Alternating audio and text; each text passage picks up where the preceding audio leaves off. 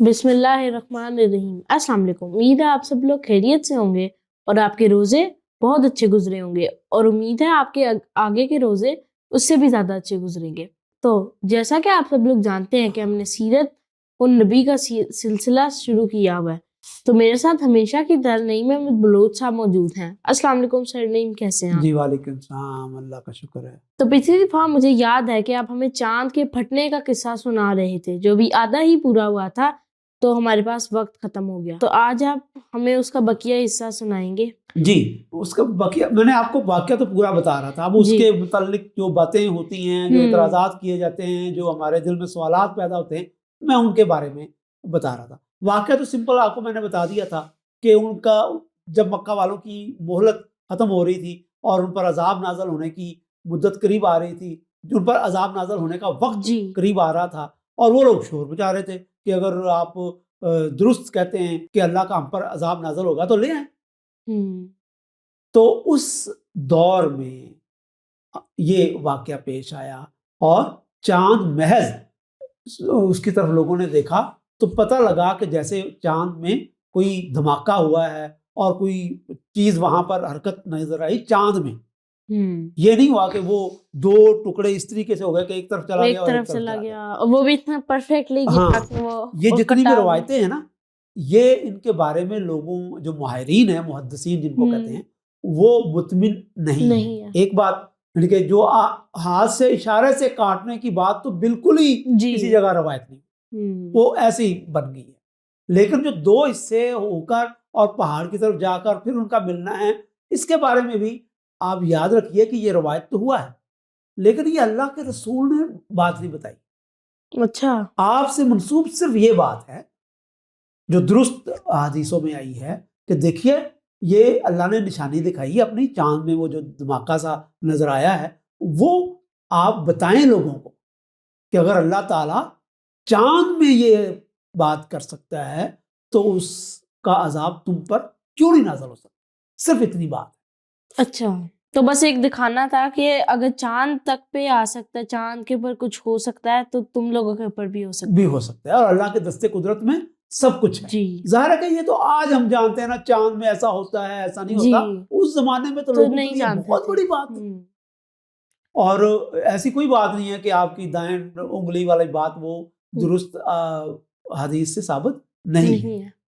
تو یہ چاند کے پھٹنا ہی اس کو کہیں گے، جیسے زمین پھٹ گئی، جیسے میں نے ماڈل ٹاؤن کا آپ کو لاہور کا واقعہ سنایا، تو اس کو ہم کیا کرتے ہیں؟ اس کو مین ہول کہتے ہیں شاید، نہیں، اس کو اردو میں کیا کہیں گے کہ سڑک پھٹ گئی، زمین پھٹ گئی، یہی کہیں گے نا۔ تو یہی اللہ تعالیٰ نے کہا کہ چاند شک ہو گیا، زمین پھٹ گئی، چاند پھٹ گیا، اور وہ کتنا پھٹا، کیا اتنا پھٹا کہ دو حصے ٹکڑے ہو گئے؟ یہ اللہ نے نہیں فرمایا، یہ کسی حدیث میں تو آیا، لیکن رسول کریم صلی اللہ علیہ وسلم کی زبان سے یہ بات نہیں نکلی۔ اب اس سے چھوٹی سی بات میں اور آپ کو بتاتا ہوں۔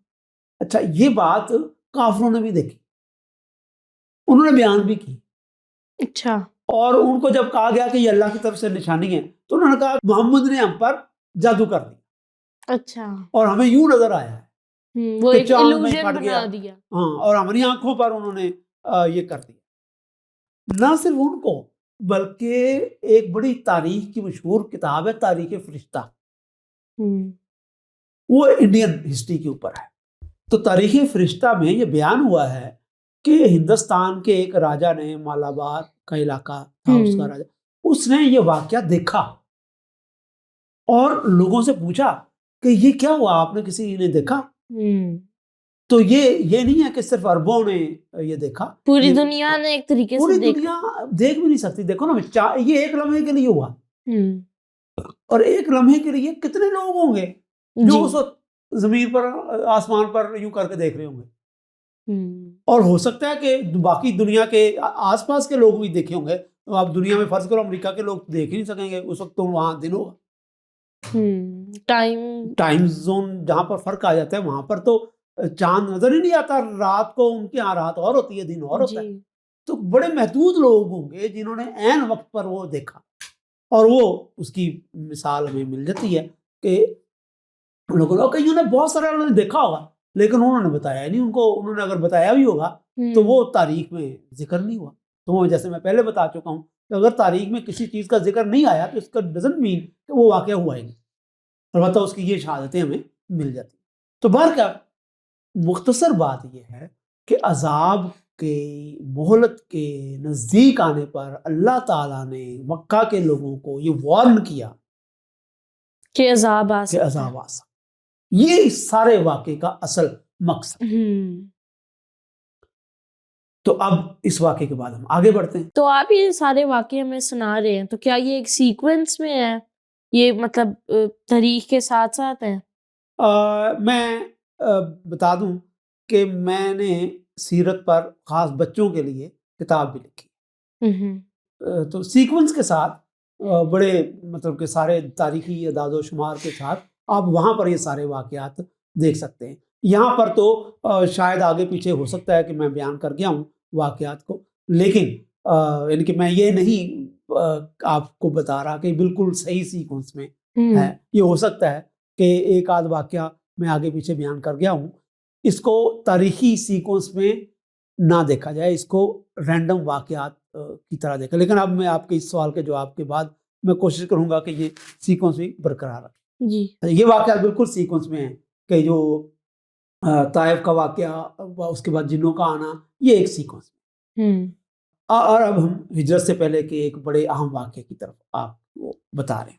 آپ کو معلوم ہے کہ یہ 11-12 عیسوی کا واقعہ، اس وقت تک کوئی 250-300 لگ بھگ لوگ مسلمان ہو چکے تھے، اور باہر سے بھی کئی لوگ آ کر ان کو پتہ چلتا تھا. حج کرنے لوگ آتے تھے اور وہ خبریں لے کر چلے جاتے تھے. تو ایسی ایک خبر مدینہ میں پہنچ چکی تھی. مدینہ کا مطلب ہوتا ہے شہر، اور پہلے جس کو ہم مدینہ کہتے ہیں نا، اس کا نام یثرب تھا. اچھا. تو مدینہ کا مطلب اس کو پہلے کہا گیا مدینہ تو نبی کا شہر، تو اب اس کو ہم مدینہ ہی کہہ دیتے ہیں. یثرب لوگ بھول گئے. تو یثرب کے لوگوں تک بھی یہ بات پہنچی تھی کہ مکہ میں ایک شخص نے رسالت کا دعویٰ کیا. وہ جو یثرب تھا نا، اس میں 2 بڑے قبیلے تھے جو مشرکین کے تھے، ایک اوس اور ایک خزرج. اور کچھ یہودیوں کے بڑے 3 مشہور قبیلے تھے. بنو نذیر تھا، بنو قینقا تھا، بنو قریظہ تھا. یہ یہودیوں کے قبیلے تھے. اور یہودی اپنے آپ کو بڑا عالم فاضل سمجھتے کہ ہمارے پاس اللہ کے نبی آئے ہیں، ہم کتابیں ہمارے اوپر اتری ہیں، اور آپ لوگ تو امی ہیں، یعنی کہ ان پڑھ ہیں، اور آپ پر تو کوئی کتاب ہی نہیں اتری، اور صرف آپ کے پاس حضرت اسماعیل کا ایک تاریخ ہے، باقی تو ہمارے ہاں کتنے نبی آئے ہیں. وہ مذاق اڑاتے تھے ان کا. اور وہ یہ بھی بتاتے تھے کہ ہم مدینہ اس لیے آئے ہیں، یثرب اس لیے آئے ہیں کہ ہماری کتابوں میں ایک نبی کے آنے کا ذکر ملتا ہے، اور اس سے ہمیں ہمارا یقین ہے، ہمارا گمان ہے کہ وہ اسی جگہ پر آئیں گے. وہ آئیں گے تو ہم ان پر ایمان لائیں گے، اور وہ پھر تمہاری ہم ایسی تیسی کریں گے، ہم آپ کو شکست دیں گے. ان کی لڑائیاں آپس میں رہتی تھی. تو وہ بڑا اس پر کہتے ہوتے تھے کہ ہم ہمارے جب نبی آ جائیں گے نا تو پھر ہم آپ کو بتائیں. تو جو اوس اور خزرج کے لوگ تھے یہ بھی سوچا کرتے تھے کہ اچھا وہ نبی اگر آئیں گے تو ہم بھی ان پر ایمان لائیں گے، یا سوچا کرتے تھے کہ کاش ہم ان کا زمانہ دیکھیں. ان کو جب یہ خبر ملی کہ مکہ میں کسی محمد بن عبداللہ نام کے شخص نے نبوت کا دعویٰ کیا، تو وہ بھی بڑے تجسس میں تھے کہ خبر لی جائے کہ وہ کیا ہے. تو وہ حج میں آئے، حج کرنے. تو حج میں آپ کو میں بتا چکا ہوں نا، رسول کریم صلی اللہ علیہ وسلم اس کا اہتمام کرتے تھے کہ آپ حاجیوں سے ملتے تھے اور ان کو اپنی دعوت پیش کرتے. تو آپ نے ایک جگہ پر گھاٹی، جس کو ہم اردو میں کہیں گے اور عقبہ عربی میں کہتے ہیں، وہاں پر آپ کو پتہ چلا کہ یہاں یثرب کے لوگ آئے ہوئے ہیں. آپ وہاں پر گئے. اب ان کو پتا تھا کہ کوئی رسول آئے ہوئے ہیں. تو جب آپ نے ان کو دعوت دی تو وہ تو بہت خوش ہو گئے، اور آپ نے قرآن کو پڑھ کر سنایا تو فوراً ہی آپ پر ایمان لے. اچھا. نہ صرف ایمان لائے بلکہ ان لوگوں میں کچھ نے کہا کہ آپ، ان لوگوں نے تو آپ کی قدر ہی نہیں کی، آپ ہمارے ساتھ چلیں. اچھا. آپ ہمارے لوگوں کو دعوت دیں. تو حضور نے فرمایا کہ جو رسول ہوتے ہیں وہ ہجرت اللہ کے حکم کے مطابق کرتے ہیں. وہ اپنی بستی اس وقت تک نہیں چھوڑتے جب تک اللہ انہیں اس کی اجازت نہیں دیتا یا حکم نہیں دیتا. تو آپ نے انہیں پیش کر دیا دین، آپ نے ان کو قرآن پڑھ کر سنایا، وہ ایمان بھی لے آئے، اور اس طریقے سے یہ ایک بڑی بات ہوئی کہ، اور خاصے ان کی تعداد تھی، آپ کہہ لیں کہ اچھا ٹوٹل 12 تھے، 10 مرد اور 2 عورتیں، اور وہ عقبہ جس کی میں بات کر رہا ہوں وہ منع کے پاس تھی۔ منع ایک مقام ہے مکہ میں جہاں پر حاجی آتے ہیں، وہاں شیطان کو مارنے کا وہ سارے مقامات اچھا اس کے آس پاس ہیں۔ تو وہاں پر ایک گھاٹی ہے، اس لیے اسے عقبہ کہتے ہیں۔ تو وہاں پر یہ لوگ آئے اور انہوں نے حضور پر ایمان لائے، 12 لوگ، اور یہ لوگ چلے گئے۔ یہ 11 نبوی کا واقعہ، اگلے سال پھر وہ آئے۔ اب ان میں سے 70 مردوں اور 2 عورتوں، یعنی کہ 72 لوگوں نے آپ پر ایمان، اور اس وقت انہوں نے بہت سٹریس دے کر آپ سے کہا کہ آپ ہمارے ساتھ چلیں، اور آپ نے پھر وہی بات کہی کہ میں اللہ کے حکم کے بغیر نہیں جاؤں گا۔ تو اور آپ کے ہاتھ میں بیعت کی۔ یہ بیعت کیا ہوتا ہے؟ بیعت کا مطلب ہوتا ہے اس زمانے میں کسی کے ساتھ عہد کرنا، اچھا یعنی کہ آپ یعنی کہ جیسے میں نے ہاتھ پھیلایا تو دوسرا بندہ جو بیعت کرتا ہے وہ میرے اوپر ہاتھ رکھے گا، وہ ایک طرح سے مطلب ایک اگریمنٹ یہ ہو جاتا ہے۔ تو انہوں نے ایگریمنٹ کر لیا کہ ہم آپ پر ایمان لائے ہیں اور آپ کے ساتھ ہی ہمارا جینا مرنا۔ تو ان میں سے ایک بندے نے، بہت سارے لوگ تھے، تو ان میں سے ایک بندے نے کہا کہ بھئی یثرب کے لوگوں، آپ کو معلوم ہے یہ کس پر بیعت کر رہے ہو؟ آپ ایسے شخص پر بیعت کر رہے ہو جس کو پورا عرب اپنا دشمن مانتا ہے، مکہ کے لوگ اپنا دشمن مانتے ہیں، تو اس طرح تم پورے عرب کی دشمنی بول لے رہے ہو۔